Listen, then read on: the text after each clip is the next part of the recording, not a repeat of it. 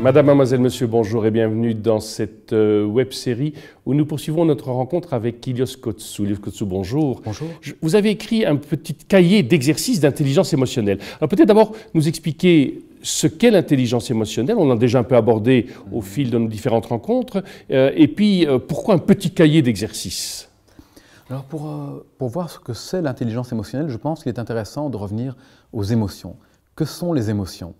Et les émotions font partie d'un système de détection et de réponse aux enjeux de l'environnement. On peut imaginer nos ancêtres qui étaient dans un environnement assez, on pourrait dire, concurrentiel, hein, où il y avait des animaux féroces, où il y avait une nature qui était parfois hostile. Il fallait pouvoir survivre. Et donc pendant des millions d'années, si on regarde l'histoire de l'humanité, pendant au moins 7 millions d'années, on peut penser que nos ancêtres avaient comme enjeu principal le fait de survivre. Et les émotions étaient au cœur d'un système qui nous proposait de manière extrêmement rapide, automatique, de pouvoir détecter un danger à l'extérieur par exemple, et faire quoi? Dès que le danger est détecté, en quelques millièmes de seconde, il y a toute une mécanique qui va se mettre en place, qui va changer notre attention. On va davantage être focalisé sur le danger, qui va changer la mémoire. On va se rappeler de choses qui sont cohérentes avec le danger ou comment s'enfuir. Ça va changer nos expressions faciales, notre communication avec les autres. Et surtout, cela va favoriser un comportement. Par exemple, si le comportement le plus adapté, et qui est aussi possible, est la fuite, cela va favoriser la fuite. Donc voilà quelque chose qui a très bien fonctionné et dont les caractéristiques importantes sont quelque chose de très très rapide et même d'automatique. Nous n'avions pas besoin d'une forme d'intelligence, de réflexion, de prendre de la distance. Pendant 7 millions d'années, il nous fallait surtout quelque chose de rapide. Alors on peut se dire, et c'est ça qui est intéressant, c'est est-ce que ce système fonctionne toujours aujourd'hui? Est-ce que ce système convient toujours aujourd'hui? Alors si on regarde les statistiques de l'OMS qui nous disent qu'à l'horizon 2030, les problèmes liés à nos émotions seront la première cause d'invalidité, cela pose quand même question. Nous, dans un monde où la technologie continue tout le temps d'évoluer à une vitesse incroyable, où pour heureusement beaucoup d'entre nous, les conditions de vie sont meilleures, même si malheureusement, il y a toute une partie de la population qui en est encore exclue, malgré ça, on voit que les problèmes émotionnels continuent à augmenter. Pourquoi ?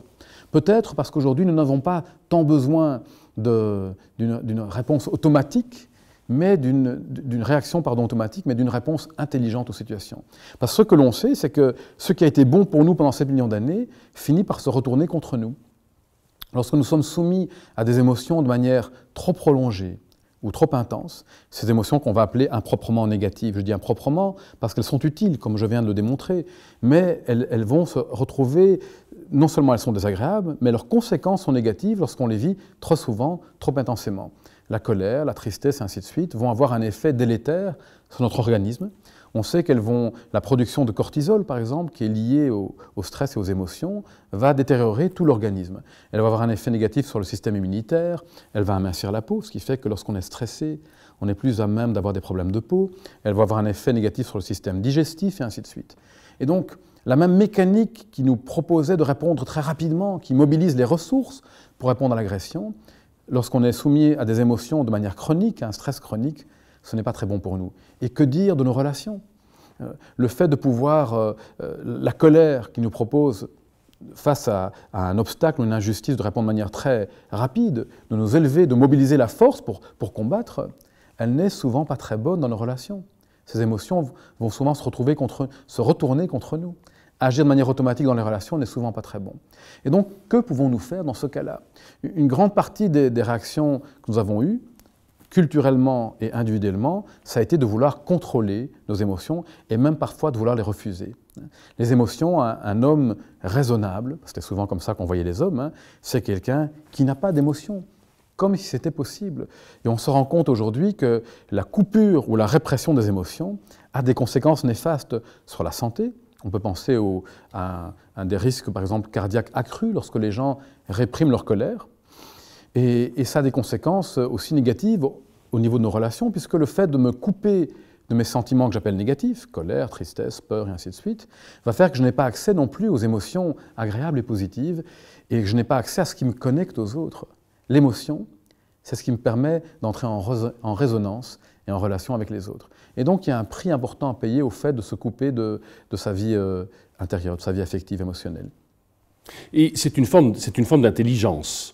Les émotions font partie de l'intelligence. Enfin, si je prends Damasio avec l'erreur de Descartes, c'est assez clair. Et pourquoi appelle-t-on ça intelligence émotionnelle? Alors, je préfère encore le mot compétence. Pourquoi je préfère le mot compétence? Parce qu'il y a l'idée qu'on peut les développer. Alors que l'intelligence, on a souvent moins cette idée-là. Mais pourquoi intelligence? C'est que d'une première phase où on pensait qu'il y avait une séparation entre l'intelligence qu'on voyait comme étant plus masculine dans les caricatures et puis le côté affectif qui était vu comme féminin, utile dans les relations, mais qui était plutôt à même de venir brouiller notre capacité, par exemple, de raisonner, de prendre des décisions. On sait aujourd'hui que ce n'est pas vrai du tout. Et que quelqu'un qui est intelligent, c'est quelqu'un qui prend en compte ses émotions. On sait même que le fait de refuser nos sentiments, c'est pas une manière très intelligente d'agir. Pourquoi? Parce que dans la prise de décision, nos émotions sont impliquées, qu'on le veuille ou pas, et qu'il y a de l'information dans nos émotions. Nos émotions vont nous apporter de l'information sur le monde, sur les enjeux du monde, les risques, les opportunités, mais aussi sur nous-mêmes. Et que coupés de nos émotions, nous sommes un peu coupés de notre boussole. En fait, on est coupé de deux choses. Les émotions sont d'une part un indicateur de nos besoins, le besoin de survie dans l'histoire de l'évolution, mais aussi tous nos différents besoins.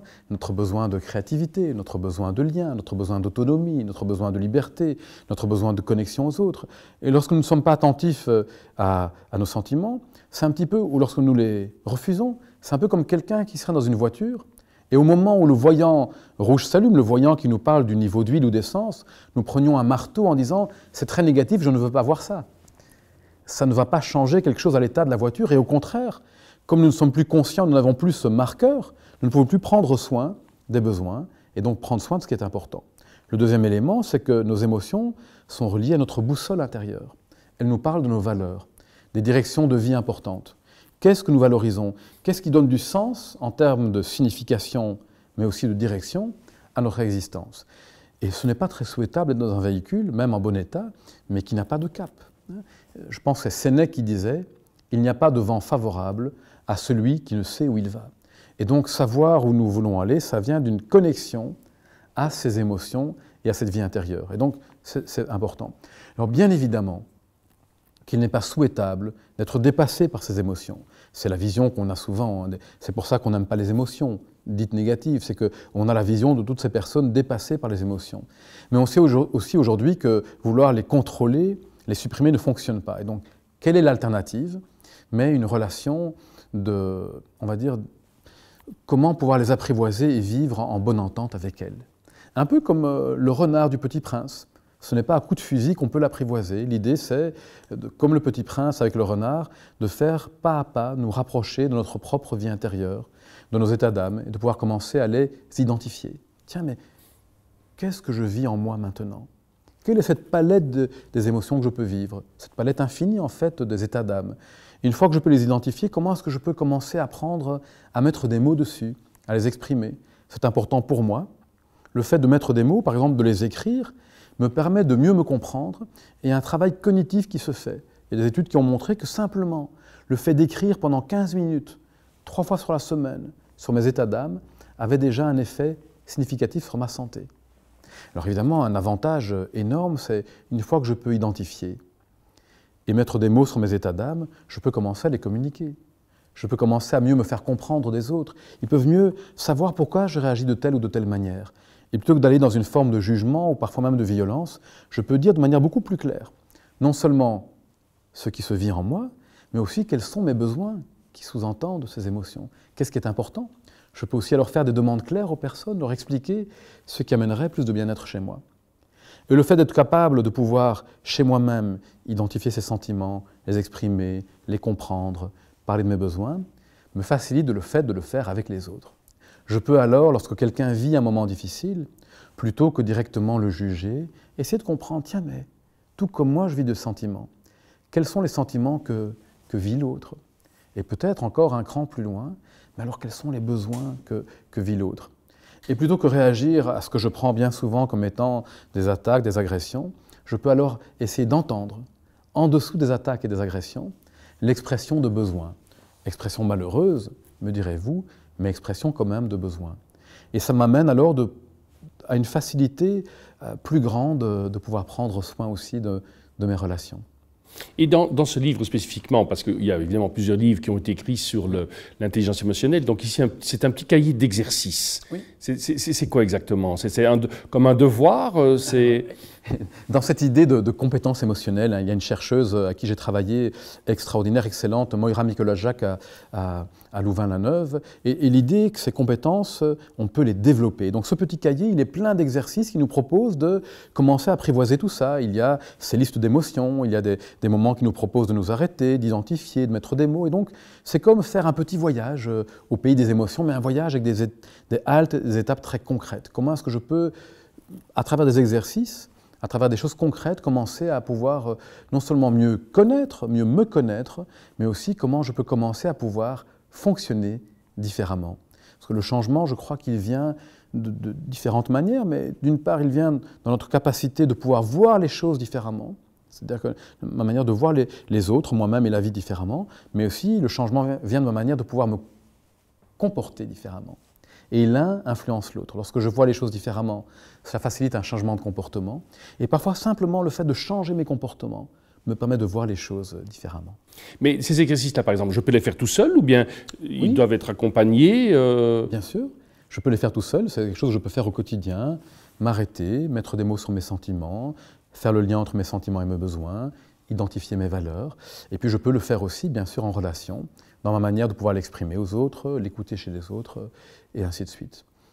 Iles Coetzee, merci beaucoup. Nous arrivons au terme de notre web-série. Si vous y avez pris goût, eh bien, il ne me reste qu'à vous inviter à revenir une prochaine fois pour aborder d'autres thématiques, si vous êtes prêt à le faire. Une petite citation qui est quand même, vous restez... de Van Gogh, qui est, je crois, la manifestation de quelqu'un qui avait beaucoup de mal avec ses propres émotions et qui disait « N'oubliez pas que ces petites émotions sont les grands capitaines de nos vies et qu'à celles-là, nous obéissons sans le savoir. » Alors mettre un peu de conscience lumineuse sur nos sentiments, je pense, c'est quelque chose d'important.